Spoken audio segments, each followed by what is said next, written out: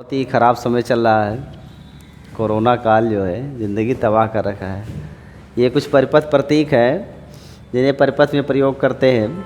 जैसे यहाँ पर आप देख पा रहे होंगे दो सीधी रेखाएं खींची गई है, तो ये सेल को इंगित करते हैं, ये बैटरी को इंगित करते हैं, जहाँ क्रम से कई रेखाएं इस तरीके से बनाई गई है।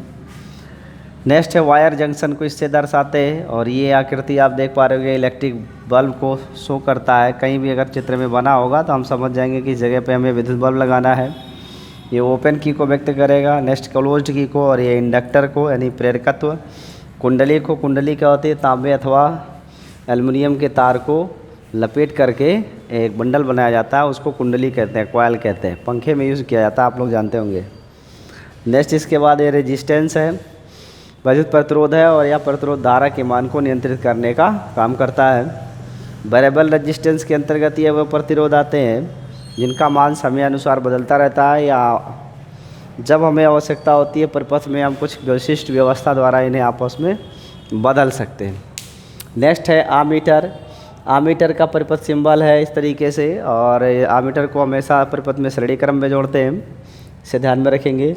वोल्ट मीटर के लिए सिंबल प्रयोग किया जाता है, और वोल्ट मीटर परिपथ में समांतर क्रम में जोड़ा जाता है, जबकि आमीटर को श्रेणी क्रम में जोड़ते हैं। आमीटर से धारा मापते हैं, और वोल्ट मीटर से विभव या विद्युत विभवांतर मापा जाता है, या किसी सेल का विद्युत वाहक बल मापते हैं।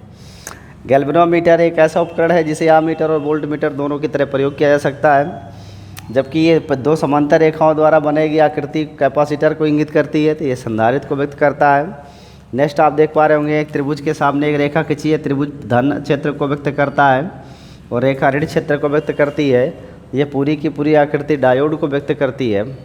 फिर यहाँ पे आप देख रहे हैं EBC जो लिखा हुआ है, इमिशन, बेस और कलेक्टर, उत्सर्जक, संग्राहक और आधार।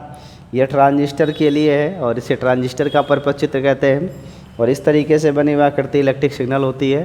तो ये कुछ प्रतीकात्मक रूप से वैद्युत परिपथ में प्रयोग की जाने वाली आकृतियाँ हैं जिन्हें आप याद रखिएगा, और वीडियो पॉज करके इसको आप बना लीजिए। हाई स्कूल में ज़्यादा इम्पोर्टेंट है, कभी कभी 1 नंबर के वो विकल्पीय प्रश्नों में पूछा जाता है। मिटा दें, नोट कर लिए होंगे आप लोग, कमेंट करिए। अच्छा ठीक है, ओके। तो नेक्स्ट हम सीखेंगे ओम का नियम, और ओम का क्या नियम है ये आप लोग ध्यान दीजिएगा।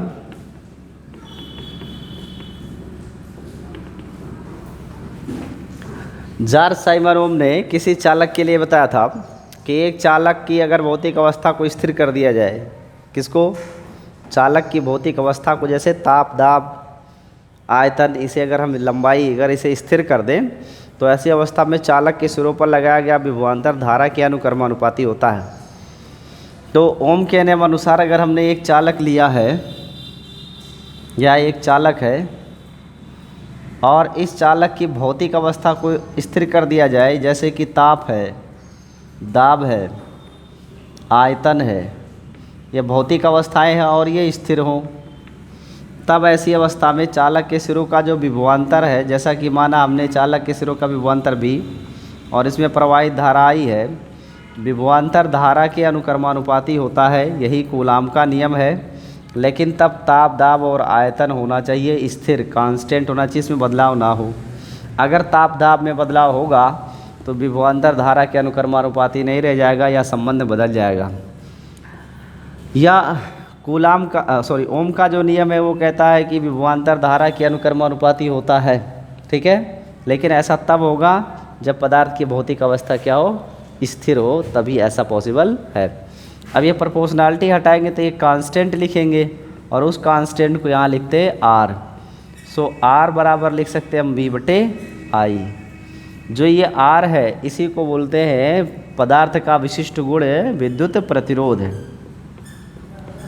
तो ये R ही प्रतिरोध है, और इस प्रतिरोध का मात्रक होता है ओम, और इस ओम को दर्शाते हैं इस तरीके से कुंजी बना करके। तो ये ओम का सिंबल है।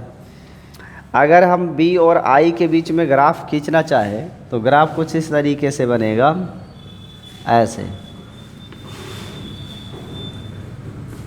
I और B के बीच का ग्राफ हमेशा एक स्ट्रेट लाइन बनेगा, एक स्ट्रेट लाइन बनेगा, एक सीधी रेखा बनेगी। क्यों? क्योंकि ये दोनों एक दूसरे के डायरेक्टली प्रोपोर्शनल है, इसलिए स्ट्रेट लाइन बनेगा। लेकिन कंडीशन वही है कि इसके जो टेम्परेचर है, प्रेशर है, ये सब क्या होना चाहिए? कांस्टेंट होना चाहिए। कि इस आर को कहते हैं वैद्युत प्रतिरोध, इसका मात्रक ओम होता है। इसका एक अन्य मात्रक वोल्ट प्रति एम्पियर भी लिखा जा सकता है। तो इसे आप नोट कर लीजिए। अब इसके आगे आपको आगे पढ़ाते हैं। Thank you.